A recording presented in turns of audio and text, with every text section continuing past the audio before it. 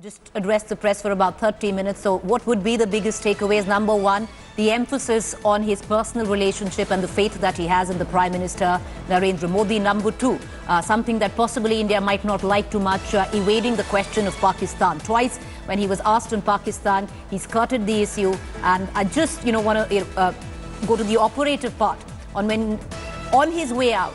Till now, he hasn't, at least yesterday, in that speech he made at the Motera Stadium, he did say that Pakistan was a good friend, but limited it to that. Today, he did mention the two words that India might not like, which is Kashmir and mediation. He says, I am available to mediate when he's talking between India and Pakistan where needed, and the continuing problem in Kashmir. As you know, there are two sides of the story. Well, that was his take, where Kashmir and Pakistan was concerned. India would have hoped that he would have come out stronger in criticism of Pakistan, but there is a Taliban deal at the back end. That could have been one of the reasons why he wasn't as vocal against Pakistan that he has been earlier. But he did very clearly come down very hard on terror, on Islamic terror. He also said that the Prime Minister Modi is very capable of dealing with the situation on hand. And, if you saw the course of the last 30 minutes of that press conference, he made it very clear that he had abject faith in Prime Minister Modi, pretty much depicting on what this visit has been. The entire, how possible diplomacy was personalized there, and it reflected in his press conference today. But one thing that he wouldn't be very happy about, India, in fact, wouldn't be very happy about, is skirting the topic of Pakistan. I want to quickly cut across to our panelists this evening while we're trying to get Geeta Mohan, my colleague, who's right now at the Moria, where this press conference has just ended. Mr. I want to go across to Rajiv right there. So when he talks about, when he's asked repeatedly, 3 times over, Mr. Dogra, about Pakistan, he skirts the issue. He says that there are two sides of the story, talks about mediation, talks about Kashmir as well, something India wouldn't like. But would you reckon it's the Taliban deal at the back which possibly could be influencing this? Absolutely. I mean, you talk to him about Kashmir and he thinks first of Afghanistan, 29th of February, when the deal is going to be signed. And he knows Pakistan can squeeze the hell out of that deal. It will be a no-no if he says anything out of place. In fact, he made it a point to mention that he has a great relationship with Khan, Imran Khan. And he also skirted the question about America doing something about terror in Pakistan. He said, he repeated what he's been saying earlier also. He said, Modi is a strong man, he can deal with it. But on Kashmir, there are two new things which he said. Both are objectionable. Number one, he said there are two sides to the story. Right. That I think is... Which we talked about, two sides of the story. But another big issue, and Dr. Sriram Chulia, I'll bring you in. We have Dr. Sriram Chulia, World Affairs Analyst, where he reiterates every time he's asked about, CAA, which is an internal matter of, India. He's asked that 3 times over, thrice over. He reiterates on religious freedom under the Prime Minister Modi, and how he has full faith in Prime Minister Modi, and how what's happening in other parts of the world is nothing compared to what's happening in India, and full faith in terms of religious freedom where the Prime Minister is concerned. Yeah, we are happy with that response. I think this is very typical of Trump, right? Trump is actually very non-judgmental on liberal and moral, grounds. Most of the time he takes up cudgels against other countries over trade or immigration and such issues, and he doesn't really bother for what's going on internally within any of these countries. For that matter, he has rarely, if ever, criticized China for human rights abuses. Even though, the Chinese, the way they have been interning Muslims in Xinjiang, and more than 1 million people are in so-called re-education and prison camps. It's unbelievable, the scale of atrocity. But very strongly endorsing religious freedom in India. He was asked that, if I'm not wrong, 3 times over, and strongly endorsing that. Yeah, so there, he understands. I mean, that's where he brought in the relative. He said that there are many countries where the situation of minorities is a lot worse. So I think he has rightly downplayed this because he has been well briefed. He understands that there is no such, massive problem. In fact, some of the journalists were poking him, saying hate crimes are rising in India and all that. Actually, statistically and on the ground, anecdotally, it's just not true. So what basis is there for Trump to interfere? And I think he has understood this, because he knows that we are very sensitive on this matter. He said that our Prime Minister said he's a religious man, he's a calm man, but he's also a tough man. So he understands there are some red lines on which we will not tolerate any interference. So I think there he's gotten the message, and he stuck to that basic line that India is actually a land of diversity. Of course, we don't need a certificate from anyone, least of all from Donald Trump. But the point is, at least he did not come here, use our hospitality, and then say something that would have gone against our core, identity and our values. So I think that's a good development. It shows that he is on script, and he hasn't veered away from it. All right, so let's listen in right now to what Donald Trump said on the issue of CAA, on the issue of the violence that is taking place in Northeast Delhi while the press conference was still on. He was asked that 3 times over by 3 different journalists. Listen in on what he said. So we did talk about religious freedom, and I will say that the Prime Minister was incredible on what he told me. He wants people to have religious freedom, and very strongly, and he said that in India they have worked very hard to have great and open religious freedom. And if you look back and look at what's going on relative to other places especially, but they have really worked hard on religious freedom. I asked that question in front of a very large group of people today, and he talked about it. We talked about it for a long time, and I really believe that's what he wants. As far as the individual attack, I heard about it, but I didn't discuss that with him. That's up to India. I will say that the Prime Minister was incredible on what he told me. He wants people to have religious freedom, and very strongly, and he said that in India they have worked very hard to have great and open religious freedom. And if you look back and look at what's going on relative to other places especially, but they have really worked hard on religious freedom. I asked that question in front of a very large group of people today, and he talked about it. We talked about it for a long time, and I really believe that's what he wants. As far as the individual attack, I heard about it, but I didn't discuss that with him. That's up to India. All right, so on the issue of the violence in Northeast, when Donald Trump was questioned, he said that this is an individual attack. We did not discuss it. It's an internal matter of the Prime Minister. On the other hand, a number of times, 3 times over, endorsed religious freedom under the Prime Minister Modi. So that's a big takeaway. But the other big takeaway is skirting the issue of Pakistan as well, talking about mediation, talking about Kashmir, saying there are 2 sides of the story, something that might not go down too well with India just when Donald Trump, the President of America, is on his way out. I want to connect to Geeta Mohan, my colleague who's joining us right from the press briefing at Moria. It's just gotten over, Geeta. Of everything else, what would be the biggest takeaways as per you?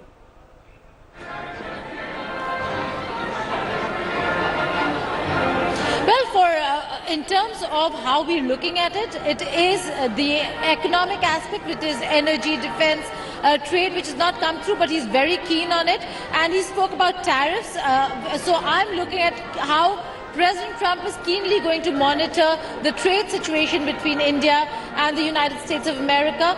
Apart from that, strategic, Pakistan, terrorism. But what was very interesting over here was that the issue of religious freedom did come up, but he was very careful on CAA. In fact, to a direct question on CAA, he said he does not want to talk about it. Another question on the issue of the concerns here in India, he actually said that there has been explanation that has been given by Prime Minister Modi, and spoke about how population of the Muslims in India has increased from 14 million to 200 million, citing or quoting the Prime Minister. So that was an interesting aspect. Most of the questions that were taken from the room were business related. Most of the business journalists sitting right up front took all the questions from them. So it had to do with trade, energy. He is interested in ensuring that energy is something where India and the United States of America really cooperate. So again, to sum it all up, he was very happy with the entire trip, but Preeti, consider this a political trip. Look at the music that's running in the background. He entered with this very same music. It's almost like a campaign rally, and he does that, when he's addressing the Americans during a campaign rally. There was an entire music that played out, and that's when the president made a grand entry. And then he started by talking about the hospitality, how the culture of India is great.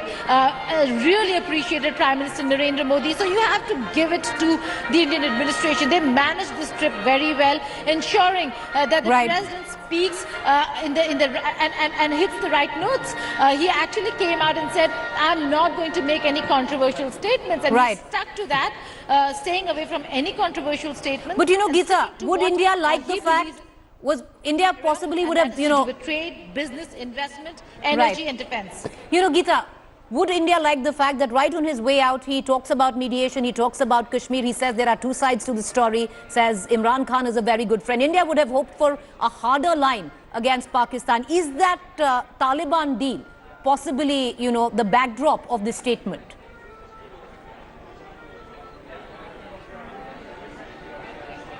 Well, I would have loved to pose that question to the president, but he did not really come to us. The fact of the matter is that the 29th February Taliban peace deal is high on his agenda, and that's the reason why he steered clear from really coming out and calling Pakistan out on the issue of terrorism. In fact, if anything, he's used the Indian soil to appreciate Pakistan on the work that they're doing against terrorism. So that is really coming out as something that is going to be used in a very big manner by Pakistan. If you just open your social media and check out how the Pakistanis are reacting to President Trump's statements, they're using the very same statements to their advantage. So that certainly is not a happy situation for us. But Preeti, again, the United States of America has always played good terrorists, bad terrorists, good cop, bad cop. And in this case, if it is to their benefit, they have completely ignored the fact that terrorism is an important issue for India. And those that direct their actions against Indian interests are certainly still roaming around freely. Pakistan has done nothing, and there was no condemnation. So that certainly was a miss.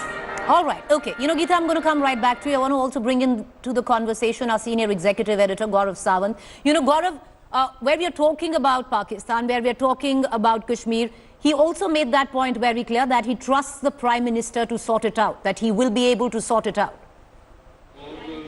He also said that it is for India and Pakistan to sort it out. When a counter question was put to him, he clarified that he is not offering to mediate. It is for India and Pakistan to sort it out. That's point one. And point two, as Geeta very rightly pointed out, he wants to get out of Afghanistan. He needs Pakistan's support. He also said that Prime Minister Narendra Modi will sort out the issue of terrorism. He said he's a calm man, he's a religious man, and he will sort out terror. And, that's the point that India's strategic community has been making. America will not fight our war on terror. India needs to fight India's war on Pakistan state-sponsored terror. We can ride piggyback on America up to a point, but not beyond. And that realization has now dawned.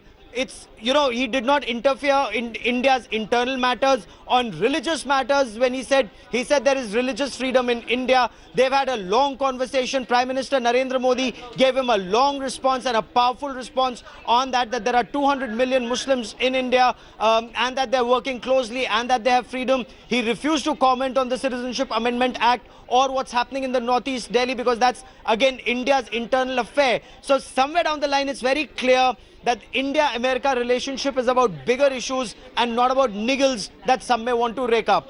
All right, Gaurav, I'm going to keep coming back to you. So the big three takeaways. Takeaway number one, coming on very strongly, speaking very strongly about religious freedom under the Prime Minister, and he has full faith in the Prime Minister when asked about CAA 3 times over by 3 different journalists. Number two, is the fact where he talks about Pakistan, which India might not like, where he says, talks about Kashmir, talks about 2 sides to the same story, mentions mediation, of course, comes back to clarify, but India would have hoped for stronger words. But like my colleague Geeta also pointed out, the Taliban deal in the backdrop of that possible statement. And of course, number 3, which you can't really, get away from, the very fact that emphasizing on the personal relationship that he has with the Prime Minister and the faith that he has in Prime Minister Modi. Said it a number of times over. Gaurav, the number of times he did mention about Prime Minister Modi, about the faith he has in Prime Minister Modi, the man the Prime Minister is, somewhere down the line, personalizing diplomacy as well.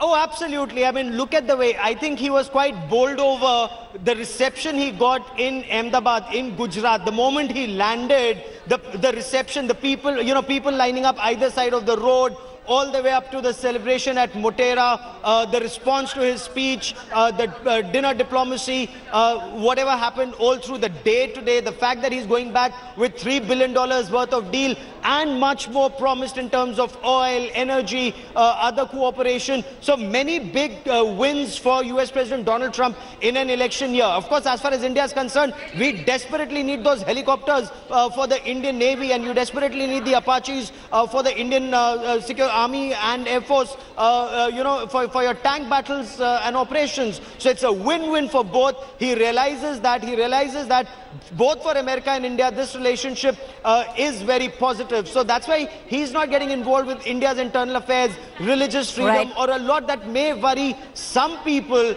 And he doesn't have the same constituency to nurse. Because remember, the same question was put to him about Muslims in India. He said Muslims and Christians. And then the next question that was put to him was about a so-called Muslim visa ban. And he responded to that too.